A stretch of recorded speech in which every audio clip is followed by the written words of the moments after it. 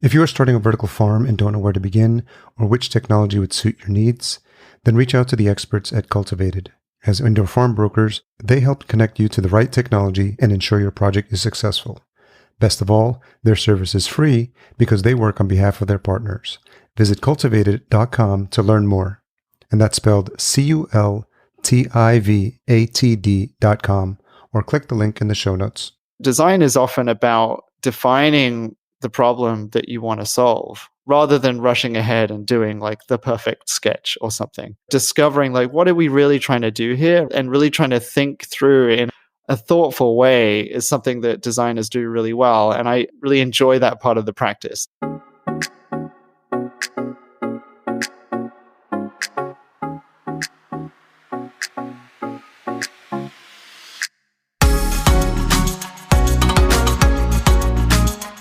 Welcome to the Vertical Farming Podcast, weekly conversations with fascinating CEOs, founders, and agtech visionaries. Join us every week as we dive deep into the world of vertical farming with your host, Harry Duran. Vertical Farming Podcast, Season 3. Welcome back. If this is your first time listening, I'm sure you're in the right place. This is the show where we interview fascinating CEOs and founders of the leading vertical farming companies from around the world. I'm your host, Harry Duran. In case you missed last week's episode, we kicked it off with Allison Koff, founder of Artemis, a highly engaging conversation, and I couldn't think of a better way to kick off the season. Love Allison's energy. This week, again, we continue with Rob Laing, founder and CEO at Farm.One.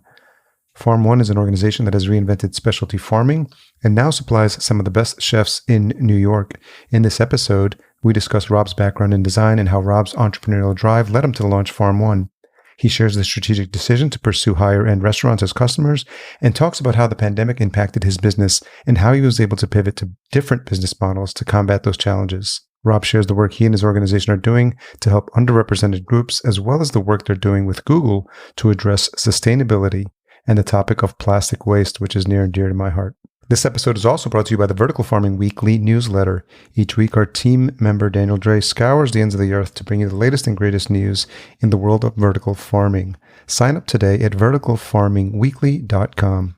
Remember, if you enjoyed this episode or past episodes, I'd love it if you leave a rating and a review at ratethispodcast.com/VFP. I'd love to read yours out next. Something we're testing out is a new social chat tool called Bunches. We've created a page specifically for the vertical farming community at bunches.chat/vertical farming.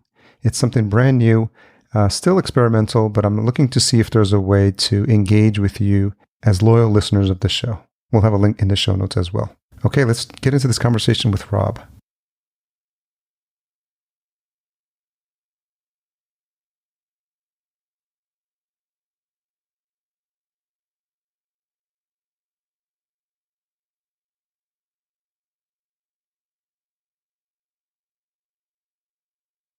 So Rob Laing, CEO and founder of Farm.One, thank you for joining me on the Vertical Farming Podcast. Thanks. Great to be here. Good to chat with you. So we're timestamping this February 2021. Where's home for you right now?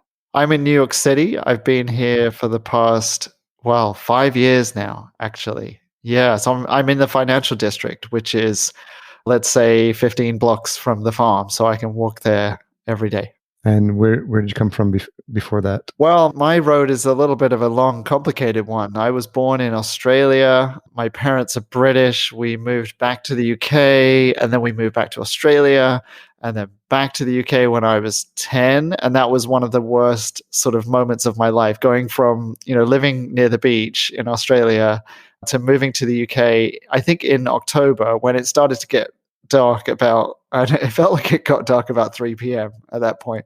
So yeah, and then moved on a few years later to Belgium for high school, and then back to UK for college, and I lived in Japan for 8 years between. So I'm a bit of all over the place, but I moved here in early 2016 and have been here since. And New York is sort of home, but I don't really have a home, but hey, I'm here. How did that color your ability to connect with and make or sustain friendships? Oh man, I mean, you could have a whole therapy session about that, I suppose. But I think that I have been lucky enough to sort of live in and experience a lot of different cultures. And so for me, having friends who are from, I don't know, Germany or Japan or the US or whatever is quite a normal thing.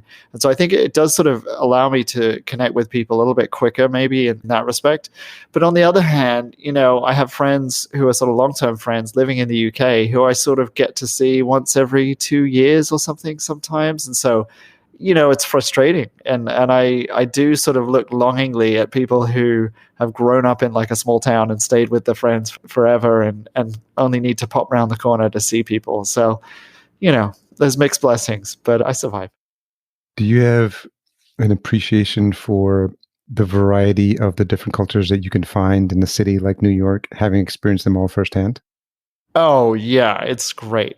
It would be hard to imagine living somewhere that didn't have that kind of variation, and lots of different people. I think, New York is one of those global cities where you've got people who've, come to live here. You've got people who've moved from the US. My fiance, Gabby, she's from Arkansas via Virginia. She's been here for 10 years, but everybody, different voices on the street and stuff. So I love that. And I think that it also reflects itself in the cuisine, right? You have, many dozens and dozens of different cuisines represented in New York City. And it's the kind of place where if you live here or if you're a tourist, you kind of expect to be able to get whatever you want whenever you want it. If you want a burrito 1 a.m. on a Thursday, or you want sushi in the morning on a Tuesday, you can get it. And that sort of impacts, of course, food systems and how we get all this food to New York. There's lots of implications, but it's one of these sort of global cities. And I really enjoy that. How important is food and eating out to you? Well, food in general is really important. I don't know what it's been like for you, but growing up in my family, just over the past, I'm 41. So over the past 41 years, if you look at what we were eating as a family when I was growing up in the 80s, it wasn't a bad diet in any way. I don't think it was unhealthy, but it was somewhat limited if you look at the ingredients and the cuisines. And I remember we would eat Chinese food sometimes, but Chinese was just Chinese. It wasn't like Sichuan or something else, And then we would eat Indian food occasionally, but that might be it. And it took until I was probably about 15, 16 before I had Thai food, And if you contrast that to now, like fast forward another 20 years or so, my family will eat all kinds of things. And what we cook as a family is very varied. And also, the sort of proportions of different things. We're very vegetable forward as a family, and I'm, fully plant-based and stuff. So just that sort of diversity of ingredients has changed massively. And, food has also sort of been an important catalyst for change in my life in a way. So when I was living in Japan before, I was running a completely different company. I was running a translation technology company. And I was, like many startup founders, I was working too much and eating junk food to kind of fuel that work. And there was a time when this sounds so insane, I was drinking like 3 cans of Coke a day to kind of stay awake. And I was eating like whatever, people think that Japanese food is always healthy. It's not. There's plenty of junk food in Japan.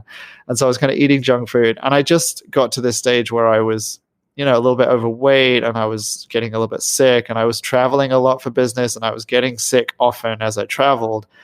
And one day I sort of decided like, oh, I've kind of had enough, and I came onto various different books, but a couple of books that just really changed the way I thought about food. And I adopted a really, really predominantly whole plant food diet. And I lost a lot of weight. I lost like 40 pounds in about 3 months or so, Wow. which is a lot, Yeah. And that sort of made me realize how powerful food is, and it was one of those sort of learning moments when you're like in your early 30s. A lot of people go through this thing where they discover like, oh, I can't just eat whatever I want. And Drive-throughs and fast food. Yeah. Yeah. Or even, I don't know, just heavy food.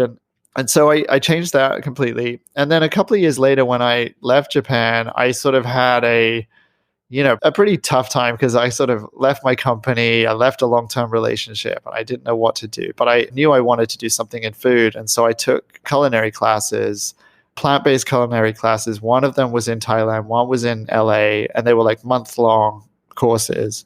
And that's where I really learned how to think a bit. I'm not a chef, but how to think more like a chef and how to think about ingredients and going to farmers markets. And going to farmers markets in Thailand is amazing, right? The range of ingredients and just the way things are presented even is amazing. And so yeah, I knew at that point, like, oh, this is really interesting and I want to do more in this. And that's sort of one of the things that led to, starting Farm.One. And so food, like a long story short, food is a huge thing in my life.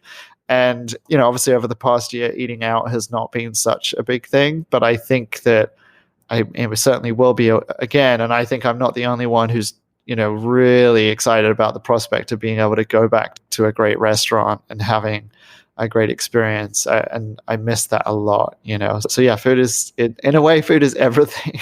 Yeah. What's a restaurant meal in New York City that you miss? Oh, I mean, it obviously ranges from the not very fancy. There's a plant-based pizza restaurant that we really like called Double Zero, which is on the Lower East Side. They happen to just do really good pizza and also very inventive toppings.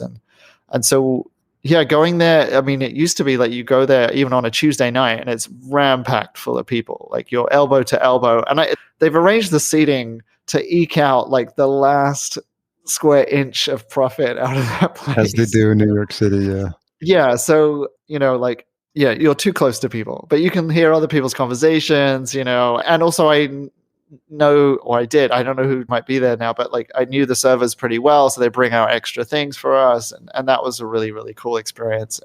And then obviously at the high end, there's some amazing experiences in New York City, like Atera, which is the restaurant that Farm.One is underneath, but also 11 Madison Park, I've been lucky enough to go to, and that, both of those restaurants are sort of this thing where it's almost like it's like opera rather than, a meal, in that you're there to be entertained. And it's almost like if you don't want to be entertained, you're going to have a bad time. You got to really open yourself up to that. You almost have to put yourself in the hands of the chef.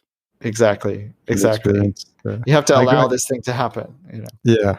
I grew up in Yonkers, just outside the city, and I've lived in the East Village. I've lived in Brooklyn and Lower East Side. So home is currently Minneapolis, but I consider myself a New Yorker at heart. I left in 2014 and then went to the other coast, LA, for 4 years. So I did the two coastal cities, big cities, and now I'm experiencing the Midwest. So we'll see how long that lasts.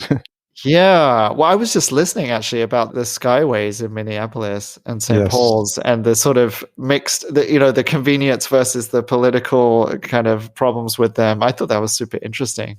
It's funny because I've yet to experience them, but for the listener, it's a series of skyways that connect a lot of buildings downtown. So you could ostensibly cover blocks and blocks of downtown Minneapolis without being outside in the cold, which just comes in handy when it drops to minus 19 Fahrenheit here. Yeah, that's not for me. It's bad enough in New York City when it's snowing and walking the dog. Anyway, this is not a podcast about walking dogs, but I think I do see why that stuff exists. And yeah, I think those amazing experiences in New York City are going to come back. And I think that, there's so much creativity around food in New York City. And at the moment, it's a little like, sure, people are being creative about doing takeout and delivery and cocktails and stuff, but there's this experience element, which is just missing. I'm so excited for that to come back later this year, I hope. Yeah. So speaking of creative, you studied design in university. And can you tell me, or do you recall when that was something that was a spark in your brain or in your heart when you were a kid? Is it something that you were always passionate about? Yeah, I mean, yes. Like I was always someone who dressed up and I was always someone who drew things. And there was this funny moment, I was talking about moving back to the UK from Australia and going into a British school versus an Australian school. At the Australian school, everyone was encouraged to be themselves and be an individual, and the teachers were very welcoming and open. And then I got to the British school and it was, very almost like felt like military you know? And I remember going to one of the first art classes, and I thought the teacher had assigned homework. Well, he had assigned homework, and I thought the assignment was to draw a butterfly. Yeah. And so in my mind, I was like, okay, I'm going to create this beautiful creature. And I just imagined a butterfly, and it was had like rainbow wings and all this kind of stuff. And when I got in, the next day to deliver this thing, I look around and I realize that everyone else has just copied a butterfly out of the book. You were supposed to make a copy, And so here am I with this sort of like unicorn butterfly thing. And luckily, the teacher was actually pretty nice about it. And he was like, well, look, this is a great effort. Yeah. But it was a moment for me which sort of made me feel like, okay, I don't really fit in here. And, this might not go well for me. But yeah, like since then, I studied design and I studied graphic design in the UK. So I went to art school, which I think is like, it really feels like a very different college experience to studying any other subject. And then, when I left, I started a career as like a web designer, but I was always sort of interested in the tech side of things, like the programming side of things, as well as the design. And I guess through my career, I've tried to sort of have a little bit of a foot in both camps, so engineering and just understanding how things work is a really, really important thing to me. And so, throughout my career, starting companies, working with people who are kind of on top of technology, discovering new things, that's always been really important. But also, how things look. And I think the biggest thing about design that maybe people might not appreciate if they haven't had a design education is that design is often about defining the problem that you want to solve rather than rushing ahead and doing like the perfect sketch or something. Discovering like, what are we really trying to do here, and really trying to think through in a thoughtful way is something that designers do really well. And I really enjoy that part of the practice, like being okay with thinking through something a little bit longer, a little bit more thoughtfully. That's what design is about. And I hope I bring that, to what I do every day. That's certainly an aspiration. Was there always an entrepreneurial streak running through your projects? Yeah. So in college, I did the typical thing of like the first year in college, I did nothing really. Watched a lot of daytime TV, none of which I can recommend to anyone. But in the second year, I started to specialize in film and actually got together with a group of other students. We created this film festival, which at the time, I mean, this is like 2001 or something. So we were getting like VHS tapes, mini DV tapes, if anyone even remembers those, and getting all these things in and reviewing all these submissions. And we put up this film festival in cinemas in London. And then we went to Berlin. We did one in Budapest.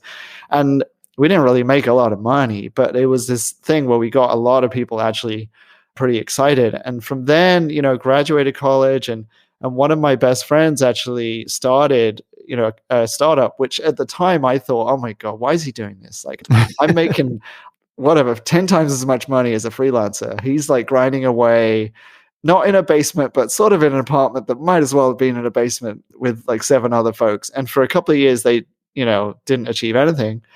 And then, after it sort of turned after like the third year, it was like, oh, wait a minute. Okay. And that company was Last FM, which was sort of a precursor to Spotify and, Yeah. big success. And so I sort of had these entrepreneurial experiences of my own and also watched a bit from the sidelines.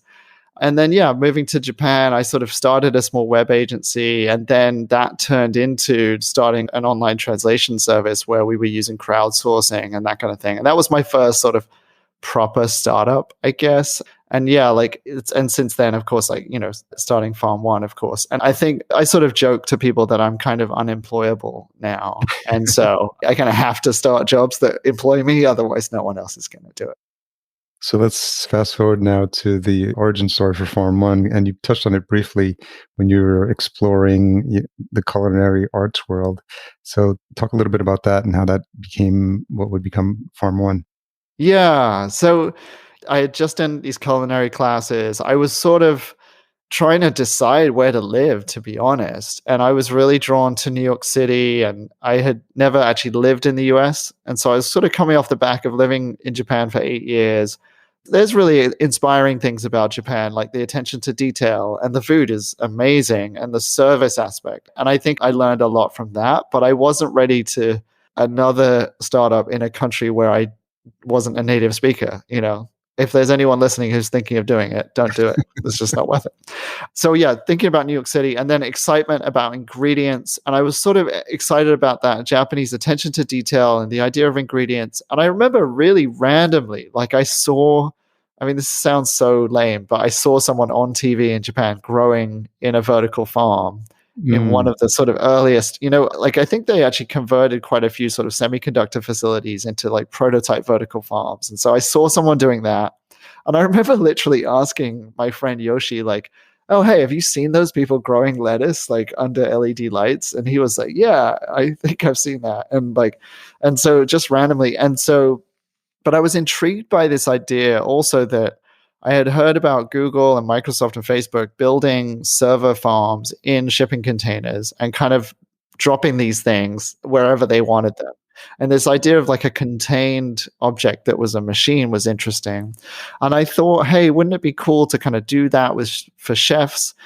And I started to look into the tech. And this is like, luckily, I had a bit of time. I had left my previous company and I had some time and space. And I was sort of at my parents' place in Melbourne talking about this general idea with my dad. And my dad's like really smart guy, but also sort of an engineer, tinkerer kind of person. And we were kind of talking it through. And the more that I kind of looked at this idea and the more we sort of looked at the numbers, started to work on a spreadsheet, I was like, okay, it's really hard to make money on this kind of business. The moment you look at it, it's like, all right, the equipment costs a lot of money, running the lights costs money, labor costs money. And I couldn't really see how you can make this business work if you're just growing leafy greens and selling them in the supermarket. And, I still kind of have that worry. Still working on that one. Yeah. And so, but what I did think was, okay, well, what if there's another sort of angle in this? What if we go higher price point, more specialty, higher margin? Is there something there?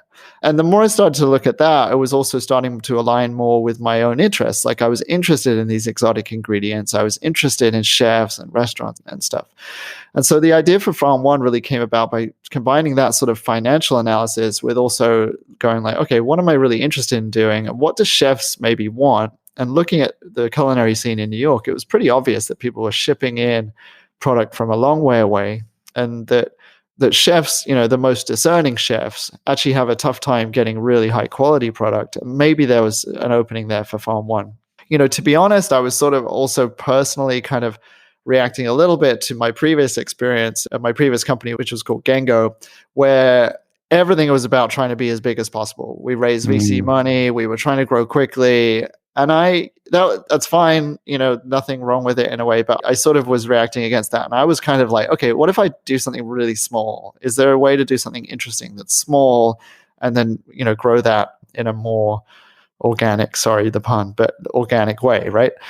And so that's how it kind of started. And really, I knew that, again, looking at the numbers more and more, I was trying to just figure out what's the minimum viable farm, And for context, like I had looked at like container farms. I didn't find the economics of buying a container farm very attractive because I felt like I was paying retail for something that I could put together wholesale, And then looking at where it might be, all that kind of stuff. And I wanted to sort of have this kind of cool aspect where chefs could kind of come and visit and kind of treat it a little bit like their own kitchen garden. That was the idea. Like if everybody could be lucky, like the French Laundry or like other places which actually have, a farm like right next door, if everyone in New York could have that privilege, like wouldn't it be great? And so I was in Australia at this time, and one of the folks I decided to talk to was Henry Gordon Smith, who is sort of I don't know how to describe him. He's like the grand connector of vertical farming, right? He is, yeah. Yeah, he was on season 1 of the show. Yeah, I'm sure, right? You couldn't do a podcast about vertical farming without having Henry, right? And so he and his team actually helped me a little bit early on and sort of helped me find a space. So we found this cool space at ICE, the culinary school, which was a very small, like 300 square foot room. He found me our first like grower, which was David Goldstein, and he joined the team very early. And that was great because David actually knew how to grow stuff. Like, isn't that useful? It's probably important skill set. Probably important. Yeah, and also he sort of, because I had sort of, it's such a crazy thing, but on my own in Australia without access to a lot of hydroponic equipment, I had sort of designed a system but I didn't know anything about it. Like, I didn't know if it was going to work or anything. And so working with his team, we were able to sort of refine that and turn it into something that works. And that's how we started in 2016, literally almost 5 years today. It was like back in the beginning of February started. And, the idea was really to just test things out, like really small. Like, can we grow stuff that tastes good? Can we get people excited about that flavor? Can we sell it for a price that might possibly mean we make money? Can we deliver it? That sort of stuff. That was the basic stuff that we wanted to try.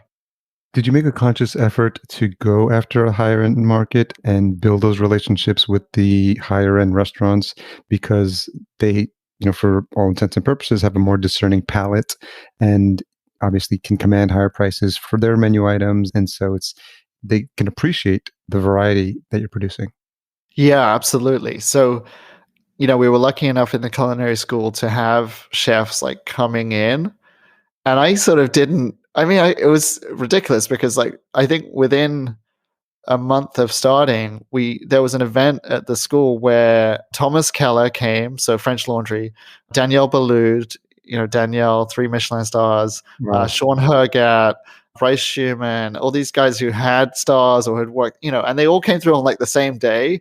And so, but it was one of those things where you don't even know how to react because you're like, oh, okay, cool. This person who's some people consider like the best chef in the world is coming to visit my farm. Wow. And luckily enough, like the first thing that Daniel Ballud said was like, oh, wow, this is amazing. Oh, I've never seen this before. And he was talking about Nepatella, which is a sort of mint-like variety, which has these pink flowers. It's very minty. And Daniel Ballud was like, oh, I want to have this. This is great. And so sort of like the easiest sales job in the world. If you can get someone to be so delighted with your product, like how fantastic is that, But yeah, it was absolutely a desire to get people at the high end to appreciate our stuff, partly because, well, it's, all chefs have different tastes and all that kind of thing. But the people who are operating with the highest standards kind of are desperate for really good, reliable ingredients. It's their holy grail, And one of the things about New York agriculture, in contrast with California, I would say, is that New York has amazing local food. And if you go to the farmers market, and I'm sure you've been like at Union Square or other places around New York City, you'll get amazing food. But that food in August versus February is completely different, And so for chefs looking for microgreens or looking for flowers, rare herbs, that kind of thing, they've got an abundance in the summertime, which is actually the least busy time of the year for high-end restaurants in New York City, right? So they got in the summertime when there aren't any customers, they got the best produce, and then the winter when everyone wants to go out and eat, they've got nothing, So I thought there was something interesting there, an opportunity there.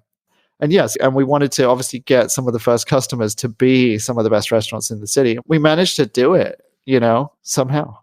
Can you talk about those early years, the growth of it, how you thought about building the team and, who was the right fit? Because, throughout the conversations I've had with founders, they think they need a certain skill set and hire that and then come to realize later that maybe that wasn't the right one. So maybe in hindsight, as you look at those early years, what would you do differently about how you grew the company? Oh, man. It's hard to know, isn't it? Because you sort of, Farm.One has been through a few different iterations where we've sort of discovered what it is that we do. And we've sort of, I think in the early days, it's really important just to have some people who are super passionate about what you're doing. Because, in the first few months, like no one's making any money. And literally with the farm, everyone's like hands on deck. Like I was harvesting, I was purging plants, I was like cleaning stuff. I've certainly been through all of that. And we had a couple of folks like David and some other folks who really just wanted to pitch in. And I think that we're just so excited about this tech, as opposed to like, I think it would have been a real mistake at that time to hire someone who had loads of experience of doing stuff on a big scale and wasn't really used to getting their hands dirty. Yeah, and in terms of management and people and whether, we should do things differently or something, I was coming off an experience where I had just come from running a team of like, I think 50 to 60 people or something. That was my company before, and so I was kind of used to like, I don't know, having other people to do stuff. And so, coming into the farm where it's just me and one other person and there's a massive leak or something, I think it was actually a good experience for me. I think it was the right thing to do. I think, some of the mistakes that we might have made early on, I think we underestimated how long it takes to do certain things. And that was partly my just exuberance as a founder and expectations. But, after we had been at ICE for a few months, we were offered the space at a Terra, which is a restaurant in Tribeca. It's one of the best restaurants in the city. And they had a space underneath where the chef was like, hey, you could use this space for your farm. And I said, yeah, let's do it. Mm-hmm. And that was given to us pretty much for free. It's not free, but we pay utilities and other stuff, but it's a pretty good deal. Yeah, that's the most expensive zip code, I think, in the country, maybe. Really? So yeah, pretty good.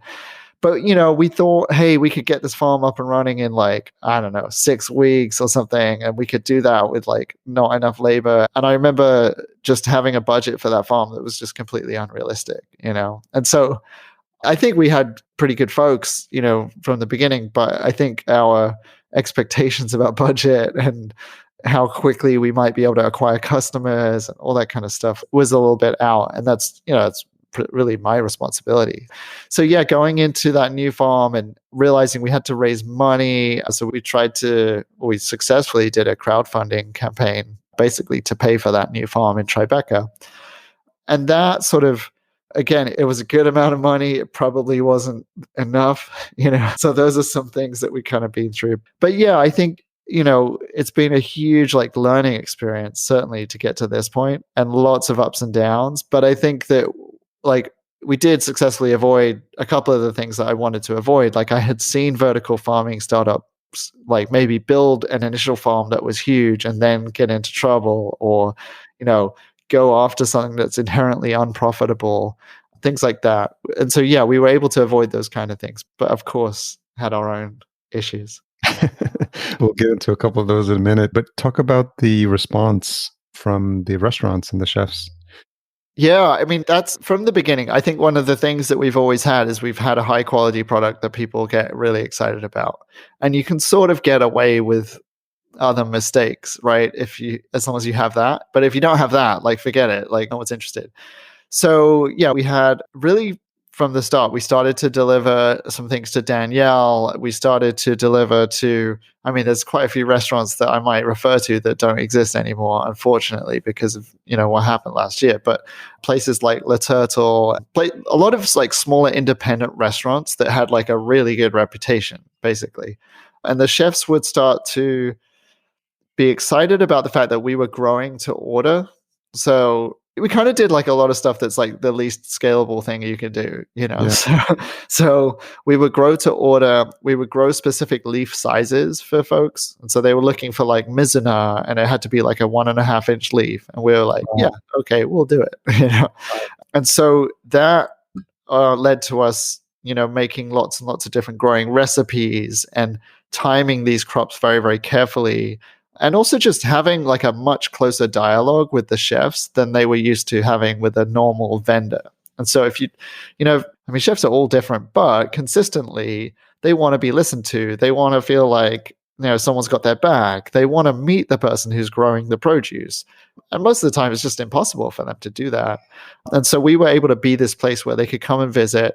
They could come and bring their team, and they could, if you imagine chefs in New York City, a lot of young cooks, they're 20 years old. They've just come out of college, culinary school or something. A lot of them have never been to a farm, frankly, Yeah. So for a chef to be able to bring their team and say, hey, try this. This is Mexican tarragon. Try this. This is bronze fennel, and use that as a way to engage the team. That was really attractive as well. So we started to be this sort of place where people could, discover, they could come up with ideas, and we would normally say yes to a lot of things. And then, some of those things would turn out, some of those things would not, but that was the way it worked. And I think we got a great reputation with chefs. And so, that reputation worked really, really in our favor. And at the beginning, of course, we were all outbound, just literally knocking on doors and bringing samples. That's the funny thing about working with restaurants is I've been in other industries where you have to go to a conference and you have to get someone's business card, and then you have to get an email from them to refer you to someone else to do a presentation. And you have to do 7 presentations, and then maybe you got a deal. Yeah.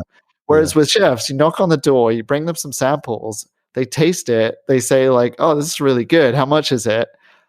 And you pretty much got a deal. Now, in contrast, though, if it's not good, like you're not getting that deal, you're never coming. Like that's it. So, but yeah, early on we were very outbound. We were knocking on doors, but after a while we started to realize, like, oh, okay, when people are opening up restaurants, they are thinking of us. They're trying to talk to us in advance. They're trying to get in there and talk about menus as they're developing menus. So I remember like one of the cool sort of moments was Mario Carbone, who his restaurant Carbone is sort of one of the busiest and most respected like Italian restaurants in New York City. And he was doing recipe development for The Grill, which is the restaurant that they opened up in the old Four Seasons location. And so a big, very, very opulent restaurant. And Mario Carbone was working on this recipe development for, I think it was like 9 months or a year before launch. And so we went to this little like shuttered restaurant in Soho that he was using as his like testing kitchen kind of thing. And so you'd go inside and there's all these chefs just bringing him like a little teaspoon of something to taste like while he's talking to us. Yeah. And that was really cool because it just was like, okay, let's see what we can grow for him for this menu. And we like a live version of Chef's Table. Oh, 100%. Yeah. And also there's this like this sort of regal atmosphere where he's sort of sitting, and then you've got all these like, chefs that are coming up to him and looking for his, approval and stuff. And all of those chefs in the room are amazing chefs as well. So it's like this sort of really, really amazing thing. And yeah, like, so we had some experiences like that. And I think we got a good reputation. I think there's still further to go. I think as we progress, longer as a company, I still want to keep that relationship with chefs. But yeah, it was great. And I think we got off on the right foot. And I think we showed chefs that we're able to listen and we're close to them and they can meet the farmer. And they can also, it sounds obvious, right? But they can walk into the farm and they can see like, oh, okay, this is a place I can do business with. It's clean. The people working here are relatively happy. Like, it's a real place. There's real folks here. Like that kind of stuff is important, and so I'm really proud of what we were able to do there. One thing that I did hear on the podcast, you mentioned some work you're doing with Google. What I found was interesting is studying the impact of plastic. And I think one of the things that's interesting about what you're doing at Farm.One in terms of how you deliver the greens is that you're using reusable plastic. So can you talk about that a little bit? Yeah, absolutely. So so I do some work with Google on a pretty much sustainability focused angle, I guess. And what that led me to was to learn more about plastics and plastics in the environment. And plastics, it's a really sort of complex problem, right? Because plastics are this really useful material that we use every day that has dramatically improved some areas of life. So a cucumber that is wrapped in plastic will last longer on the shelf than a cucumber that's not wrapped in plastic. And, transporting glass over thousands of miles is much heavier than transporting plastic. So, a lot of these things are like really beneficial. But one of the problems is, as a society, we've essentially become addicted to plastic, and we've sort of not really ever come to terms with the amount of plastic that just ends up in the environment. And I think that a lot of people still think that if something is recyclable, it will be recycled. Whereas if you look at actually the recycling rates of even recyclable items in a wealthy city like New York, the actual recycle rate is really low. And so, throughout Farm.One's existence, we've kind of been looking for better ways to package. And actually, Ronnie, the chef at Atera, I remember just chatting with him, and he was mentioning how back in Denmark, when he was a chef there, he was running a big enough restaurant that he was basically able to dictate to his suppliers, like, oh, you got to use reusable packaging if you want to deliver to me. And so they could do that. And so they would get the pallets and the crates and stuff and send stuff back. And they had pretty low packaging waste. So from that, I was kind of intrigued. And so it led us to start to reusable packaging with our chef customers. And obviously doing it directly with chefs is somewhat easy because you know who that customer is. You can kind of count the pans out. You can count them in. But also we were able to package in hotel pans. And hotel pans, if you've never worked in the industry, they're these sort of standard size containers that all chefs use. And you'll have a standard size pan, which is, I don't know, about the size of a grow tray, weirdly enough, like a 10-20 tray. And then you have a half pan and a quarter and a third. And it's sort of this, one of these things where there's many, many different sizes. But essentially we were able to package in those containers, which meant that chefs could literally take it from us and like slot it into their mise en place. And also they could wash them in their dishwasher, or we could wash them in our dishwasher when they got back, and it was pretty easy. So that felt great. And also, it felt like something where we can be a little bit different, to who else is out there. And we can, like, if you're buying produce from California, no matter how good it is, they're not going to do reusable packaging. There's going to be plastic waste. And that stuff like really, really adds up. And so, from that time, we've been really interested in reusable packaging. I think when COVID hit, probably about 70% of our restaurant customers were using that. And that was great. It's really, really good. Yeah. Yeah, so that's a beautiful segue, because I heard a little bit on the podcast, and we'll talk about that as well. But can you talk about how dramatically things changed last year and how it affected what you were doing at the company and the business model as well? Yeah, well, we were in the worst possible position in March last year, because about 50% of our revenue was from chef sales. About 50% was from events, tours, and classes. So people coming to the farm. So all of that basically disappeared overnight. And, of course, we wanted to make sure everybody in the company was safe. We didn't want to, I think, not to call anyone out, but like, I think there were businesses in New York City that were trying to figure out, can we sort of keep running, and I think it was pretty clear to us, like, that just wasn't an option. So at that point, we also saw that some of our restaurant customers were trying to do takeout, they were trying to do delivery. But if you looked at it, it was just completely a different scale. We had people who would normally be spending like $350 a week with us, and they would go down to like $25 a week. And so it was just like, okay, you can't run a business that way. So luckily, at the beginning of the year, we had raised some money, and that money had been initially intended for us to build a much bigger facility. So going into February, March in 2020, we were on the verge of signing a lease for a very expensive, like, downtown space that was going to be all events, and there was going to be events and production. It would have been, wow. Anyway, I'm really glad we didn't do that. But yeah, it was a really tough time during March, April, May, June, because we were trying to then see, okay, can we sell direct to consumer? Basically the same products that are already growing on our farm, because we had a farm full of produce.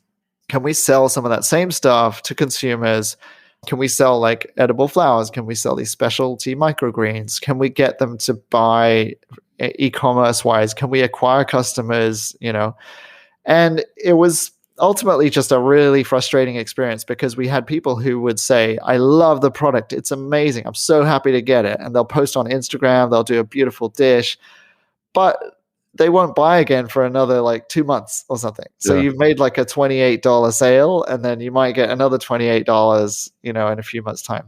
And if you're, using advertising on social media to get those customers, you might be paying like $60 for that customer or something. So maybe they'll make you money over the next 15 years, but like, it just wasn't. Not a viable business model.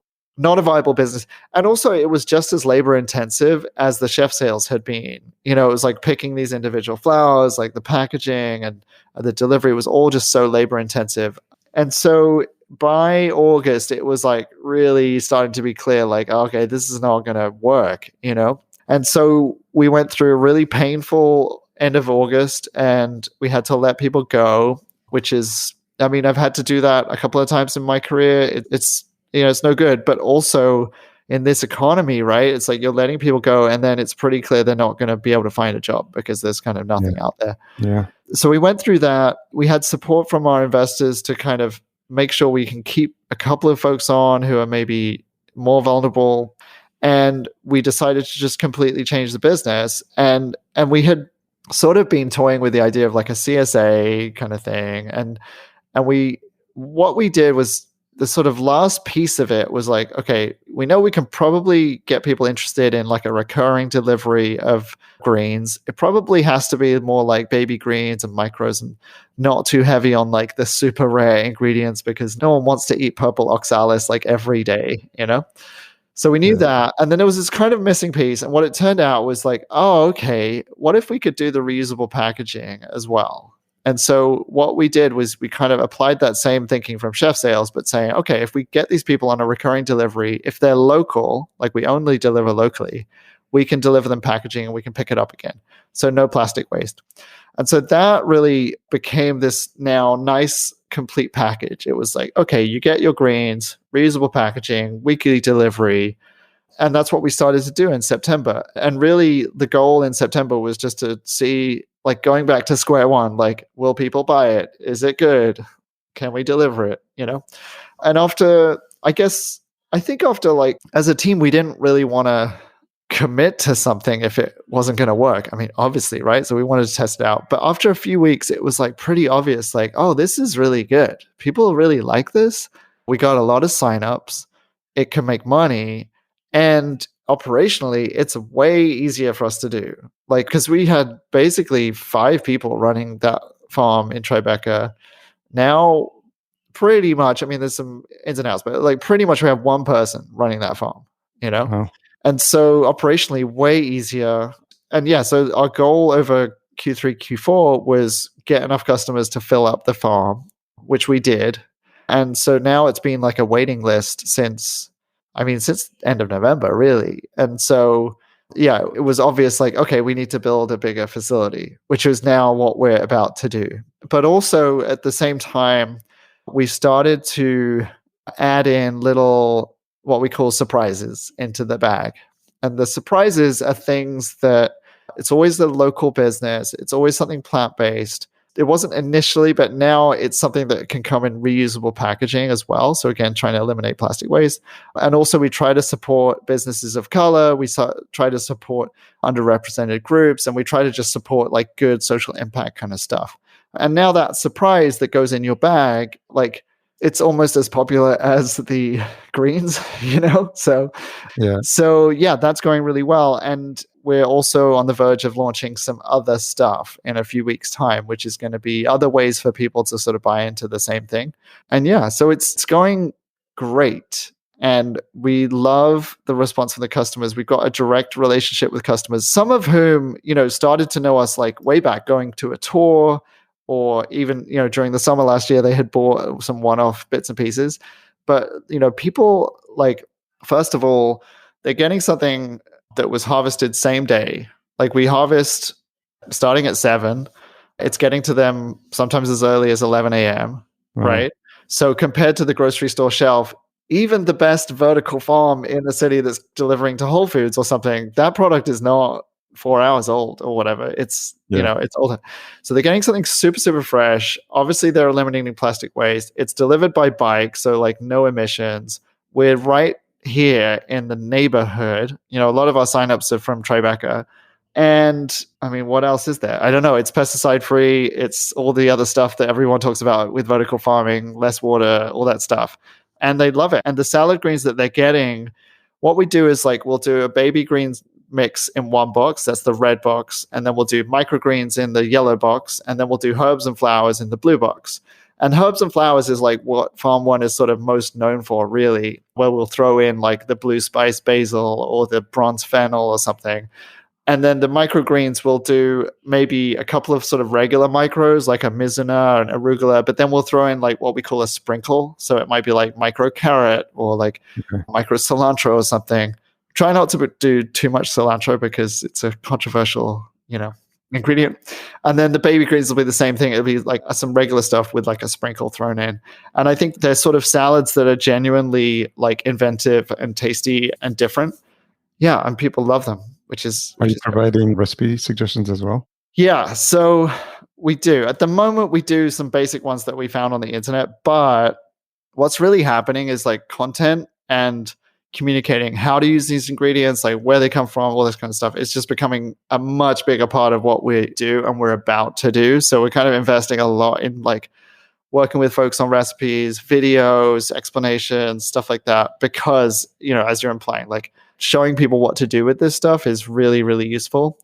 And I think that it's long term, it's going to be part of the value that we can give. And so actually, like, we sort of do this, I don't think it's too sneaky, but it's slightly sneaky thing where we don't have any labeling in the bag. So you get the bag and you don't know what it is. I mean, you can sort of see, but we have a link in your email that says like, okay, your bag's being delivered, find out what's in it. And then you click through and then you get the video and like all that kind of stuff. And so at that point, of course, we can sort of offer you other things or etc. Sort of online experience is really important. And the other thing about it, as we move into doing more and more stuff that's in reusable packaging, traditionally, like the plastic label on a thing has been the only way for a brand to communicate with the customer, right? So if you want to move to an experience which is plastic waste free, you have to start to do more things digitally. You have to start to say, okay, instead of just looking at the box, like come look at the video, look at the explanation. And it's an opportunity for us to sort of help do that, for other brands as well. So watch this space, really. We're sort of looking much more into this kind of idea of like, beyond the label, Yeah, I think it speaks to some of the earlier conversations I've had where you're telling the story of the greens and you're telling the story of how they got to your plate and letting people be inventive and giving them creative ideas. Feels like the creative side of you is probably kicking in as well as you think about all these things, pulling in all that experience you've had in the past as well. Yeah, I love that stuff. And I think that, as a consumer, I was reading some statistic the other day. It was something like, anyway, a really good proportion of consumers now consider ethical and sustainable factors in their purchases, right? Like we do look at like, okay, where was this made? Is the person growing this paid any money? Is it, clean? And I think part of the thing we can do is communicate that stuff. And also like, part of my real, like, the things I love about Farm.One is that we're a real farm in the city. You like normally, right? You can come and visit and you can see and you can look through the window and you can taste stuff and it's open. And I know that a lot of other vertical farms just can't really do that, but we can do that. And we want to continue doing that because I think that it's a thing people say a lot, but we are kind of a little bit too separated from our food as consumers. We expect to be able to get that burrito at 1 a.m., but where did the rice come from? Where did the beans come from? If you eat meat, where did that pork come from? Is the conditions in that factory? I think, John Oliver was talking about this week and like conditions in meat packing factories, all this kind of stuff that's like behind closed doors. We have an opportunity at Farm.One to open up those doors a little bit. And I think that more and more consumers are going to be more interested in that. And we think that partly the nice thing about us not having massive VC investors and being a little bit more of a small business is we can be a little bit more open. We can be like, hey, look at this. You can see how we work. And I think that's pretty cool. And I'm looking forward to when I do make a trip back to New York City to come pay a visit for a tour. That would be awesome. Yeah, you got to do it. Yeah. It was interesting. I talked about sustainable. I just saw Henry post today on LinkedIn. He's got a newsletter and he says, if you are an investor, buyer, or employee of a company using sustainably grown for clicks and likes, then you're also responsible, or you have a responsibility to make sure you're not greenwashing. So I think it's interesting timing on that. Yeah, absolutely. I do think, on that point with vertical farming specifically, I do think the problem or one of the problems in the industry right now is people sort of believe that vertical farming is inherently sustainable when actually you just got to look at the whole picture. And I think the consumers not quite caught on to that yet, but they will catch on. And so it's kind of table stakes now to be pesticide free, to be saving water. Yeah. Like the question is like, what's next? Yeah. And I love the fact that, I don't know if it's a dirty little secret or just a known secret is the fact that, all these plastic clamshells, because all these companies, the bigger they are, the more plastic they're actually generating, which, a lot of people have been not too crazy about talking about. So when I saw that you, from the get-go, were interested in how to solve that problem so that you're not adding more to the problem we already have, I think that's really admirable. It's a crazy quantity of plastic out there. It's crazy. And I think that if we can do things, as businesses, if we can do things as consumers, like we can actually make a difference. And one of the great things about being hyper local is it's a lot easier to do it. And so that's another reason why we do that. And then lastly, you started the podcast in October. So how's that been going for you? And what started or sparked that idea? It really started because we wanted to take that kind of openness that we normally have and then apply it to COVID world when we can't actually accept anyone in the door. But what sort of happened really quickly is that we realized like, okay, because we started doing some over Zoom or something, and that was okay. But we realized we've got this great resource. We've got the farm, and so really, if we're starting to work with other local food folks who are giving us the surprise or something like that, let's actually just get them into the farm. And so it's been this very complicated process of figuring out how to do a socially distanced interview, like on the farm, and like how to get the equipment working. And we definitely haven't got everything sorted out yet. But long term, I think it's going to be more and more of this, bringing someone in, maybe having a space on the farm for them to demo something in a kitchen, maybe having them tour around with me eventually and talking and listening and picking at things, and trying to sort of tell these stories about local food and local people that are able to be in depth in the way that a podcast is, but also with some of that visual element of the farm as well. So actually sort of YouTube and video and Instagram is probably long-term for us, like maybe more important than the audio aspect because the farm is such a visually compelling place. And what I'm so excited about is we're building a new farm pretty soon. It will be quite a bit bigger, and we will be able to turn that visual experience into something really, really special. So it's early days on that stuff, but it's exciting, and there's a lot of things to come. I think it's really fascinating. And I don't know if it's to the point where you'll actually have a studio space set up in the new one. That might be interesting as well. But I think in this new age of Clubhouse and podcasts and more immersive experiences, even with just audio, you can still get the theater of the mind. If you hear a good enough show with some natural sound in the background, pots clanging, stuff like that, people get this feeling that they're being immersed in the environment, which I think is really, really fun. Yeah. I mean, the sound is tough though, because it's like you want to give people the atmosphere, but then we have these like sump pumps that literally every 2 minutes go like, so it's like, how much of this do you want? But we're sort of figuring it out. And I think that it's a way for us to stand out and be different, and also just give our members, subscribers, like some new stuff, and that's pretty cool. Well, Rob, the hour flew by. I really enjoyed taking a trip down memory lane for you. So for people to get a context, because I think when you just talk about what you're doing now without understanding where you came from and where all the inspiration started for you, I think it really paints a bigger picture of how you ended up here, because I think you can probably speak to this a little bit better, but all those things you did early on and all those things you tried and failed and all those experiences you had and all the travels you had and the people you met, I don't think you'd be where you are now if not for those experiences. Oh, 100%. Yeah, that's what my therapist says as well. So it's the same thing. It's the same thing. But yeah, happy to be where I am now, but happy to look back on where I've been as well. Well, thanks for sharing the Farm.One story. And it's really exciting to see how you've been able to sustain it even through a challenging experience like COVID, and now pivoting and trying out new business models, new multimedia experiences. And it sounds like you got a couple of things up your sleeve that you haven't been able to talk about yet. So it's going to be exciting to watch. So where's the best place for folks to continue to stay engaged with Farm.One and yourself? Yeah, just check out Farm.One. It's farm.one. And you can check us out on Instagram. It's at farm.one. I think that'll sum it up. If you can't make that work, nothing's going to work. Thanks again for your time, Rob. I really appreciate it. Thanks, Harry. Thanks again to Rob for coming on the show and sharing his story. As always, full show notes are available at verticalfarmingpodcast.com.